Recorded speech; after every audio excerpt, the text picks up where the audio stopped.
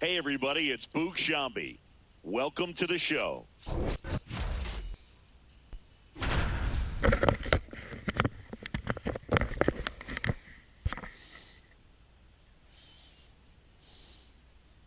John Shambi alongside Chris Singleton. Thanks for joining us. We're in the seventh with nobody out. The batter now will be Will Smith.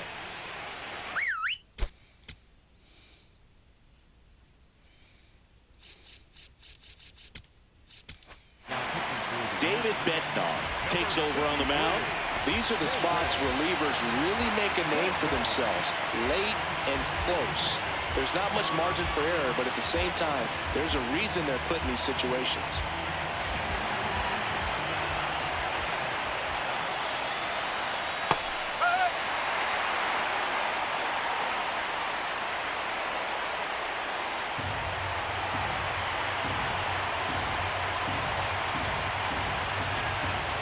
Looking to get the tying run on base. And it's even up.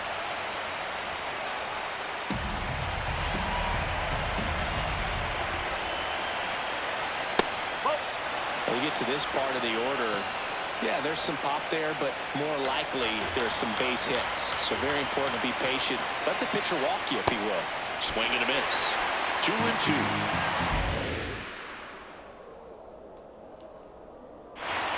Just off the outside part of the plate. That's a really good take.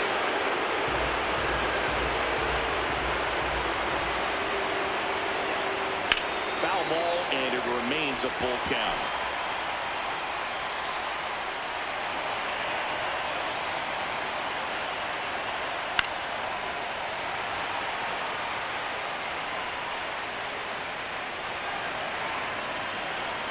Payoff pitch. Got him swinging for the K. He didn't make it easy for him on the mound, but they still get the strikeout. A big first out here in the seventh via the punch-out. Yeah, it just does so much to change the outlook of an important inning like this. When you get the leadoff hitter, so critical in setting the table when you got a tight game like this. So a strikeout really puts them on their heels.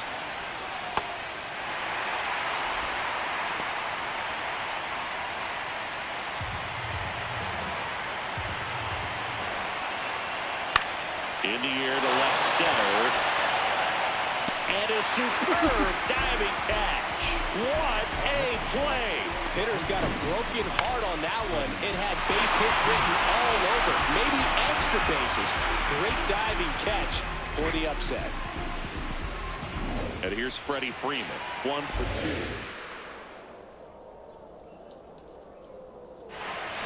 No, that's high. The Yanks holding on to a one-run lead here in the late stages of game one. In the air, right field. He's there. He's got it. And that's the third out. Dodgers go down quietly. They trail here 1-0.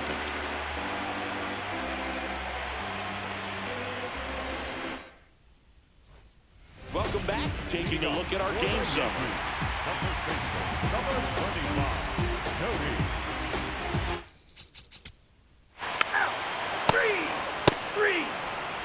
Well, one-run game. Andy Pajes steps to the plate for the Dodgers.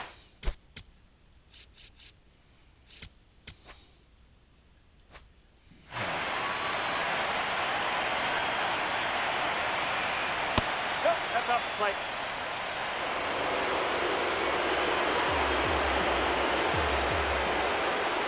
Cold night tonight, Boog, and that's a pretty firm fastball right there. I tell you what, memories of getting jammed, they creeping into my mind right now. Comes up empty. That's strike 2.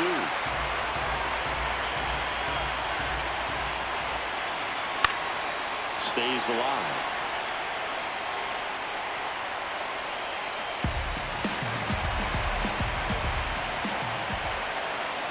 Got him swinging. Pretty good strikeout right there to start this 8th inning. Down one, any leadoff base runner really makes this inning a bit more interesting. But now this offense has to switch from possibly trying to manufacture a run to needing to run into something or just try to string multiple hits together to get a run across the plate.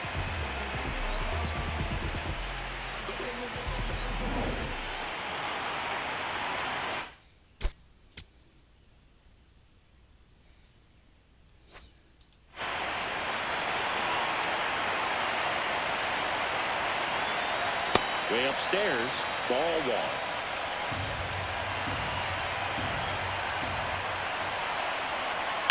And that one fouled off.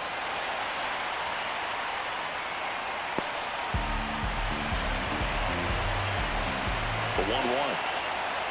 And he swings through that one. I guess you throw it that hard, you can get away with locations like that right down the middle. But I still think it's a dangerous pitch. Don't want to do it again. That's hanging in there. He's a tough at bat. The Yankees trying to hold a one-run lead here in Game 1 of the World Series. And that's where the swing, it's a strikeout. Oh, it's a pretty nasty curveball right there, and the hitter didn't look comfortable at all. Clearly fooled. Tried to check his swing and went around, but could have been called a third strike anyhow. That's how dirty it was. Nice pitch for the punch-out. Kim in the box again, takes a strike.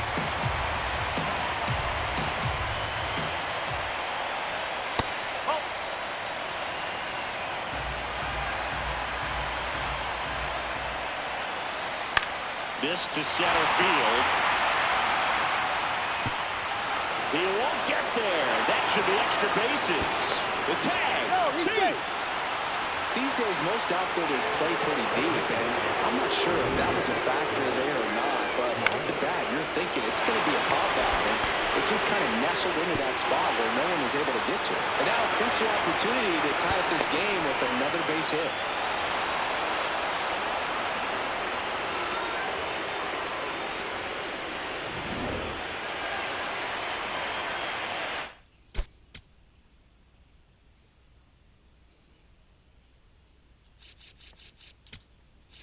Manager out of the dugout, and he's going to make a change. David Bednar won't go any further tonight, and he leaves in a one-run game. New pitcher coming up. We'll be back in a minute.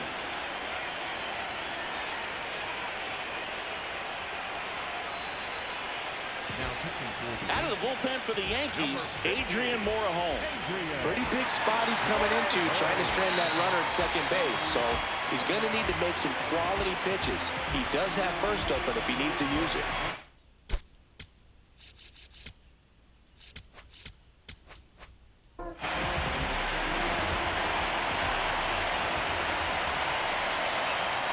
That one finds the zone. It's 0-1. As a pitcher, you know the runner on second is ready to push things with his speed. A base hit's probably going to be a big run, so you really have to execute on the mound. That one outside, and it's 1-1. Lots of anxious fans in the ballpark right now. You can feel it.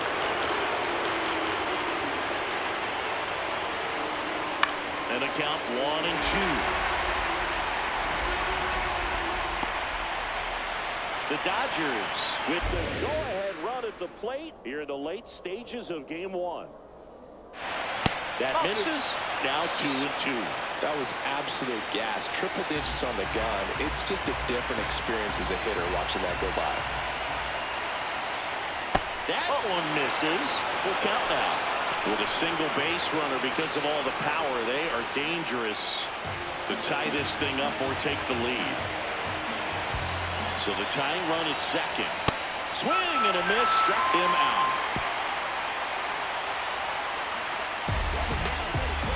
He's in a tough spot, had to make a great pitch, did it, got the strikeout, gets out of the jam.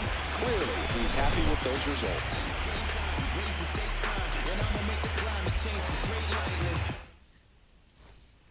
Back now, new pitcher on the mound as we roll into the bottom of the 8th, Edgardo Henriquez. Just trying to keep this one close here, and this is where a bullpen can give their players a chance to fight back into the game. Here's the third baseman, Brett Beatty. So far, the playoffs have not been kind to him.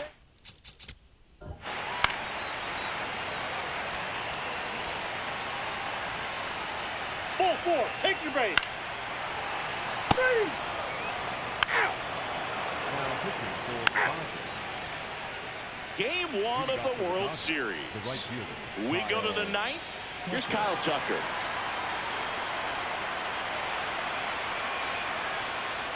So important to get ahead of these hitters. You don't want to issue a free pass and allow that tying run to come to the plate. You always want to keep that other team in a position where if they're going to beat you, they're going to have to do it with multiple hits.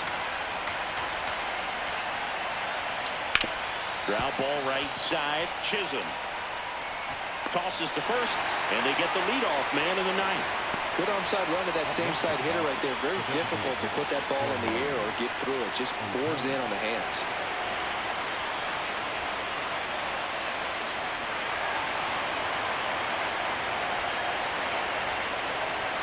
Misses just off the outside edge. I think that was a strike. I thought that was a strike, and here's a challenge. It just shaved the zone. Still 2 challenges left for them.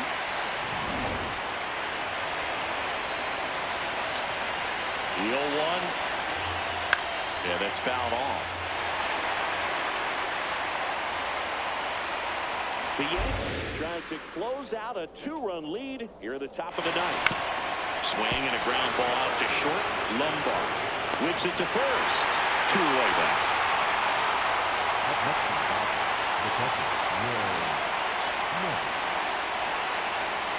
So they're down to their final out. Will Smith will hit next. 0 for 3 in this one.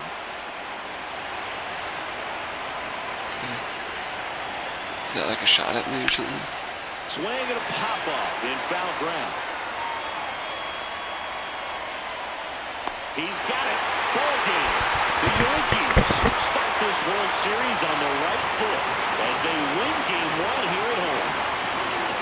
Great pitchers duel in this one. You get to a certain point where each pitcher is trying to outdo the other, go a little bit deeper into the ball game. And for these pitchers, it really came down to a few key at-bats. This was a fun one to watch.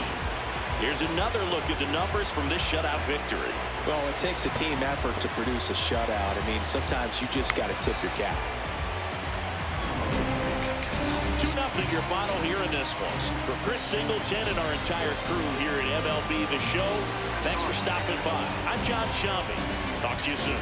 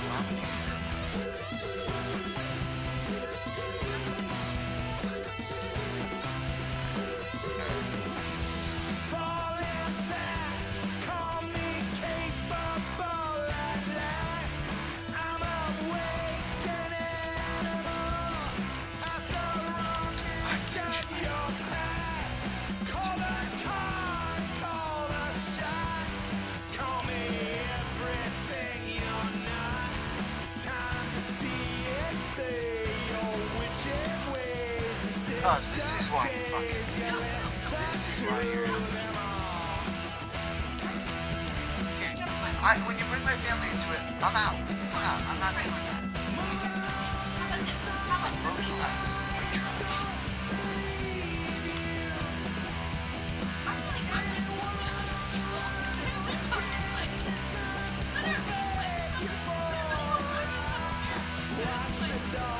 Oh, Why are you upset? I always talk to you. Why are you fucking yelling at me?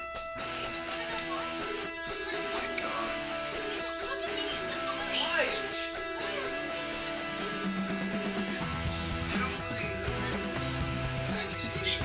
What can I tell you? I went on dates with guys who would ask me questions about my life and my day. I look at boys when I'm walking on campus and I say, I wonder if they'll ask their wife how their date went. I wonder if they'd share anything with their wife. I literally am like, I wonder what my life would be like if I talked to him. Maybe he would give me the time of day, wouldn't spend so much time on his phone, and just be with me long enough to say hello, and then go onto his phone or onto the video games. You talk to more to like Mike Durenzi or this Casey kid than you do to me. I can't even ask about anything. I can't plan my life with you. I have such good conversations with my family and my friends, and I don't with you. Literally, Dan, I am very, very sad about that. And I have been for a long time. And I'm sorry, I'm not trying to critique you. But it's like, Dan. I hear you. I understand. Okay?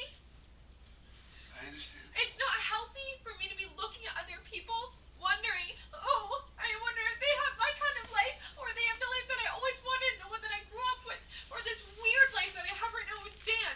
And I don't know what's going on with it. I don't know where it came So from. you hate your life with me? I mean, I think that it's very weird, yes. I don't think that we have a fulfilling marriage at all. Why is that? Because I feel like you fight and you're so loud and like angry, and then you don't fill in anything. Like other people I know, literally, like, I don't know, spend more time with me and James, or it's so exhausted after a work day where you're 90% of the day probably on a fucking phone. Like, dude, I work with these residents who are epic. They are so kind and they care about my life, and they are working 90 hours a work week and they're brilliant. And it's like, I'm not asking for anything like that. I know I'm not like that. But dude, man, I mean, like, I loved when I was home with my mom and my dad. I got to talk with them. I was like, oh, this is so nice. So you're lonely? I am so lonely. I am so I can't be your best friend and everything. Like, while my I'm at show. work and, like, every day, 99% of the time. Come home. Tell me something. Oh, I had a meeting with Brittany. It went great. I was Well, nervous. apparently it's not good enough because you're lonely the entire day. Dino, I'm happy to do the entire day with me and James. When you come home, it's So so why are you few so hours. lonely? Because when you come home, it's so few hours, and you can't wait to just be on your phone, lay down, go to the gym for 25 minutes, I don't know, lifting things up until you get bored, and then come up here and play video games, barely go in to pray with us, you say one word, and then I say the whole fucking prayer, and then you fucking leave, and you go in here, and you sit here, you shower for 40 minutes a day? Probably more than that.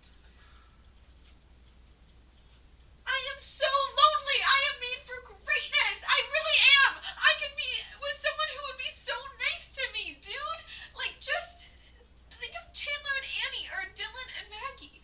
Literally. Like, these are couples that are great people. There's no way Dylan is doing this. So what you want me to do is come home and jester for you? Like, I don't understand what you're looking for here. Talk to me. I do. All day I talk to you. You don't share anything. I literally told you about my entire town hall yesterday, did I not? Dino, you literally only gave one word answers. No, and I I'm didn't. like, No, I didn't. This is like inflammatory rhetoric that you're just throwing at me. I don't know. Accusations that are just untrue. They are true. Because guess what? Look at other people in my life. I will try to be better, but I disagree that I'm like this I don't think that you're the worst, but I definitely am getting to a dangerous point where I'm like, you know, this is really ridiculous. Like, really, really, really, really, really ridiculous. Okay? Thank you. Please keep trying, because I don't want to ever be vindictive. I don't want to be looking at other people thinking, oh, was Kat Doolin right?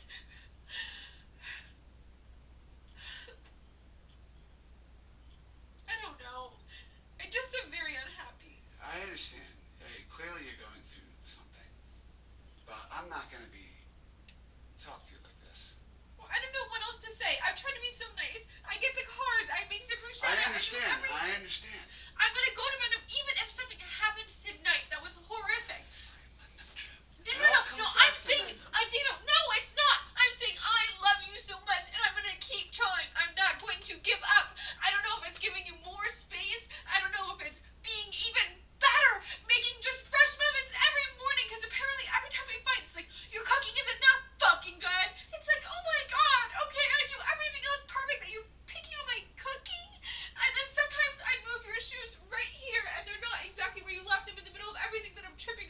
And two, you're like, everything's fucking moved around. It's like, you're